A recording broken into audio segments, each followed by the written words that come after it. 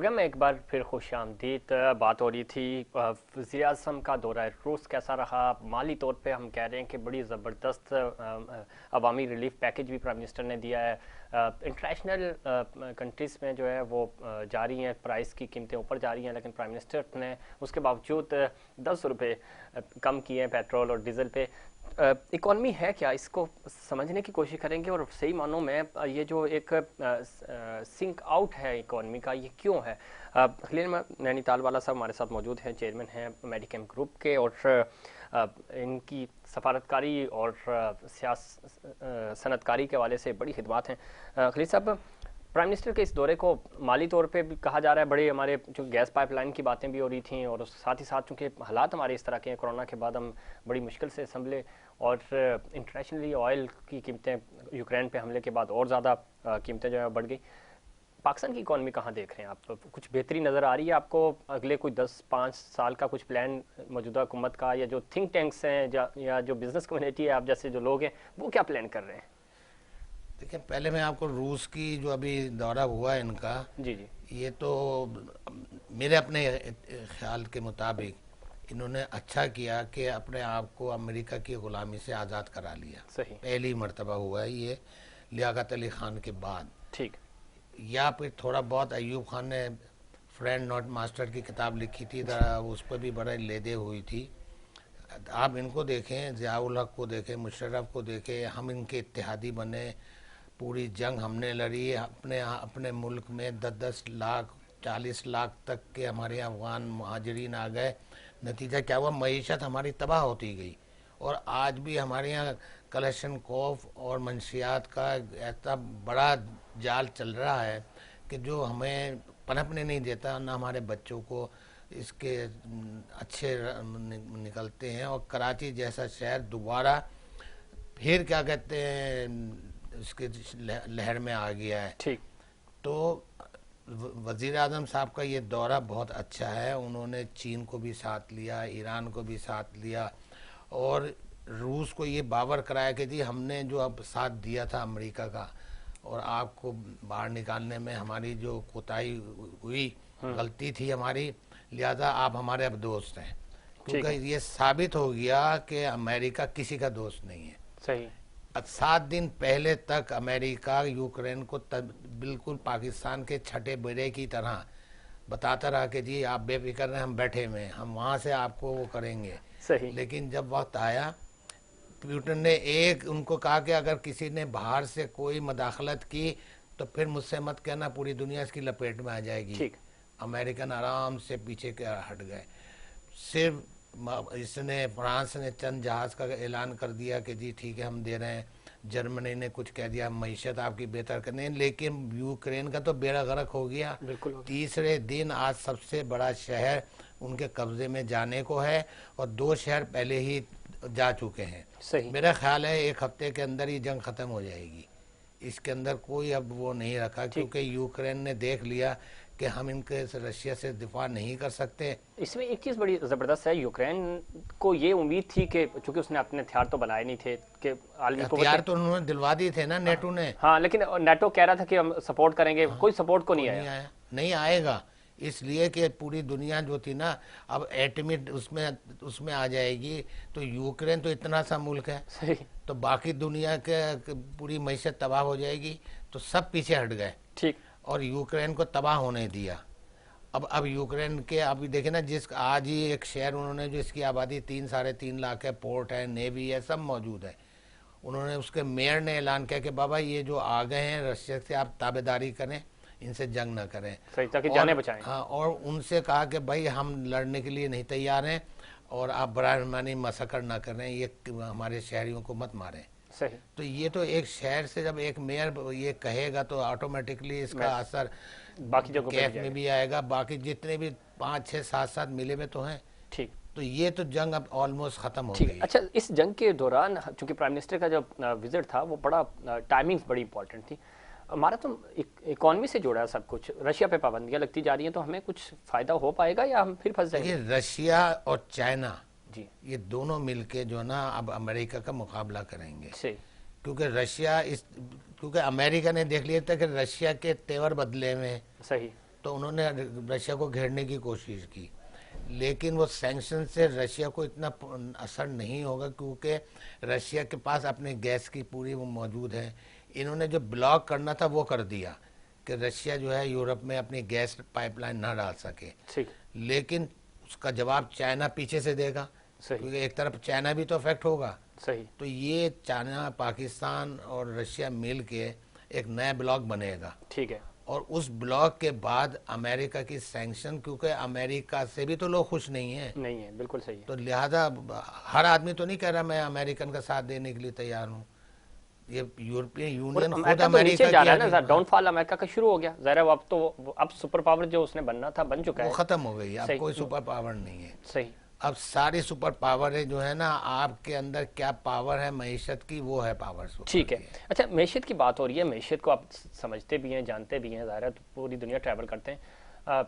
पाकिस्तान में कुछ बेहतरी होगी पाकिस्तान चाइना से, और पाकिस्तान की जो इम्पोर्टेंस है इस खित्ते में उसको कैश करा पाएंगे हम कि हमारी बदकिस्मती भी यही है। देखें सी पैक हमारे पास इतना बड़ा वो था कि हम तो एक झटके में कहाँ से कहाँ पहुँचते। सही। लेकिन हमने उसकी कछुए की चाल की हुई है।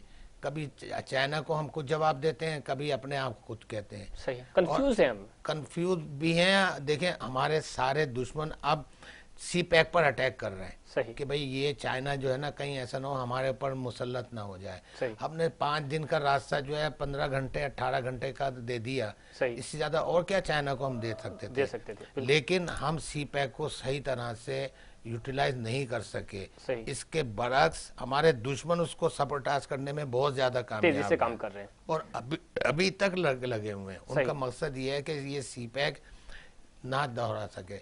लेकिन सी पैक चूंकि एक हकीकत है और वो बन चुका है, ठीक, तो वो अगरचे थोड़ा स्लो है, लेकिन इन दी लॉन्ग रन पाकिस्तान इंशाल्लाह इससे फायदा उठाएगा।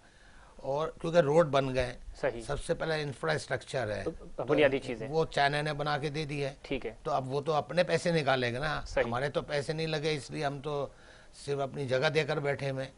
तो उम्मीद है कि ये सी पैक भी इस मामले में, अब फिर बार बार हालात देखिए ना, आप इस 2 साल के कोरोना को नजरअंदाज नहीं कर सकते। बिल्कुल इसने भी मईशत को और हमें सी पैक को से वो किया, स्लो किया। फिर अभी ये खत्म ही नहीं हुआ था कि ये यूक्रेन का मसला हो ये गया। सर पे आ गया। बिल्कुल। अच्छा, एक चीज़ बड़ी इंपॉर्टेंट है, तकरीबन कुछ 64 बिलियन डॉलर का जो प्रोजेक्ट है हमारा सी पैक, और इसमें ज़ाहिर मज़ीद इजाफा भी होता जा रहा है। दूसरी तरफ कुछ 400 बिलियन डॉलर से इसी खित्ते में अफगानिस्तान हो गया, इवन इंडिया हो गया। इंडिया के साथ सी पैक से ज़्यादा चाइना की वो है, और चाइना की जंग भी चल रही है। लेकिन उनकी डिप्लोमेसी कह लें या उनके ताल्लुकात ऐसे कह लें कि बिजनेस मुतासिर नहीं हो रहा, जंग अपनी जगह चल रही है, और कितनी शदीद है आप बहुत अच्छे से जानते हैं। तो हम क्यों मुतासिर कर लेते हैं? हम वो बेसिकली वो खुद कहते हैं हम बनिए हैं। अच्छा, हम ताजिर हैं। ये इंडियन जो है ना बेसिकली देखिए ना, हम अपने मुल्क के से वफादार नहीं है। सबसे बड़ी बात तो ये देखें, हम बाहर की चीजें लेना पसंद करते हैं। सही। 25-30 साल तक मैं इंडिया गया, मैंने एक चीज बाहर की नहीं देखी। उन्होंने सारी बेसिक इंडस्ट्री लगा दी। हमारी कोई है बेसिक इंडस्ट्री नहीं है, जो थी वो सुकड़ती जा रही है, और जो है उसको हमने बैंड करा के उनके आइटम जो इम्पोर्ट कर रहे हैं। सही। तो फिर हम कहाँ से अपने आप को करेंगे? ठीक। अच्छा सर, इस जंग ज़्यादा माहौल में, चूंकि प्रोग्राम का वक्त खत्म हो रहा है, इस पूरे माहौल में एक चीज़ जो इम्पोर्टेंस बार बार डिस्कस भी हो रहा है, मैं चाह रहा था कि आपके साथ ज़रूर मैं इसको शामिल करूं। यूक्रेन के पास कुव्वत नहीं थी, ताकत नहीं थी, दिफा नहीं था उस तरह का। पाकिस्तान के पास ये दिफा है, और कहा भी ये जा रहा है कि दिफा कितना ज़रूरी है। हम जो पाक फौज पे लोग इस तरह की बातें भी करते हैं, बजट खा जाती है चीज़ें। आप लोग, दुनिया आपकी बात उसी वक्त मानती है जब आप ताकतवर होते हैं, आपके पास डराने के लिए हथियार होते हैं, तो अगला बंदा बात करता है आपसे। आप इस स्कूल ऑफ थॉट्स से इत्तेफाक करते हैं कि वाकई आपके पास कम से कम चीज़ें होनी चाहिए ताकि अगला बंदा तो आपको मिलने के लिए तैयार हो? देखिए, बात ये है, जहाँ तक हमारी माशाल्लाह फौजी ताकत है, इसको तो पूरी दुनिया ने रिकॉग्नाइज किया। बिल्कुल, कोई शक नहीं इसमें। और हमने प्रूव भी किया, जो काम नेटो नहीं कर सकी वो हमने अफगानिस्तान में कर दिखाया। बिल्कुल ऐसा ही। और उनकी सरहदों में, उनके खंदकों में जाके लड़े हम जी। तो ये चीज़ तो है। और हमारी आर्म फोर्सेस, इसमें कोई दो राय नहीं है कि माशाल्लाह माशाल्लाह इतनी तकड़ी हैं कि हम तो इस्लाम के नाम पे मरने के लिए तैयार होते हैं, बाकी लोग तो पैसों के नाम पे जाते हैं। जितने हैं सब अमेरिका, कनाडा, ये नेटो, ये सब क्या है? सही। ये सब पैसों के हैं। बिल्कुल। हम पैसे तो लेते हैं, लेकिन हमारा एक जज्बा जज्बा जिहाद ही है। हाँ, वो बिल्कुल है। जिहाद है, वो जो उनमें नहीं है। नहीं है। तो वरना हमारा पड़ोसी हमें बैठने देता, सही। ये भारत जैसा। बिल्कुल ठीक है। अच्छा, एक पाकिस्तान अमन की बात करें, और अभी भी प्राइम मिनिस्टर ने भी कहा कि रशिया, जो उन्होंने अपनी स्पीच में भी कहा कि हम चाह रहे हैं कि डिप्लोमेसी के जरिए, डायलॉग के जरिए मामला हल हों। अमन की काविशों को पूरी दुनिया ने सराहा, जो काबुल से अफगानिस्तान के पूरे अफगानिस्तान से जो फोर्सेस बाहर गई हैं, तो वो ऐसे इतनी आसानी से नहीं हुई। दूसरी तरफ ये कहा यह जा रहा है कि जिस तरह यूक्रेन वाले मामले में रशिया ने अपना थोड़ा सा जारहाना इकदाम किया, कश्मीर के मामले में भी पाकिस्तान को इस तरह का स्टांस लेना चाहिए। आप समझते कि ये दानिशमंदी होगी अगर हम थोड़ा सा डराने की हद तक ही हो कि हम श्रीनगर आ रहे हैं? देखिए ना, अमेरिका को तो हमने वैसे ही नाराज कर लिया। सही। तो वीटो अलग से कौन करता था कश्मीर पे? सही। ये अमेरिका करता था। ठीक। तो जब वीटो कर देगा तो कोई कौन इस पे वो करेगा डिबेट? पहले हमको अपने दोस्तों के साथ मिलकर इस कश्मीर के मसले को, जैसे वो आईसी में लाते हैं, हम उसमें कुछ वो कर पाते, लेकिन वो भी नहीं कर सके। सही। तो हम बदकिस्मती से अपने कार्ड में अक्सर कहता हूँ हम पकड़ नहीं पाते, तो खेलेंगे क्या? ठीक कह रहे हैं। अच्छा, प्रोग्राम में जाते जाते चूँकि अगले कहा यह जा रहा है 48 घंटे बड़े इंपॉर्टेंट हैं, और तहरीक अदम एतमाद या तो पेश कर दी जाएगी या उसका पता चल जाएगा कि क्या होगा।